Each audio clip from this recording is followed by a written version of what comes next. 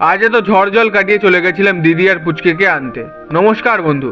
সকাল সকাল আমি রেডি হয়ে বেরিয়ে পড়ি দিদিকে নিয়ে আসার জন্য। বাইরে দেখি রাস্তায় যা অবস্থা খারাপ, চারিদিকে জল আর জল। তবে আমার কাছে খুব বেশি সময় অবশিষ্ট ছিল না, সেই কারণে আমি বড় রাস্তার দিকে গিয়ে অটোতে উঠে পড়ি। রাস্তায় যেতে যেতে দেখি বৃষ্টি কমছে বাড়ছে, মানে যা তা বেজাল অবস্থা। মানে কিছুক্ষণ বন্ধ থেকে আবার হচ্ছে। আমি মনে মনে প্রার্থনা করছিলাম বৃষ্টি যাতে জোরে না চলে আসে।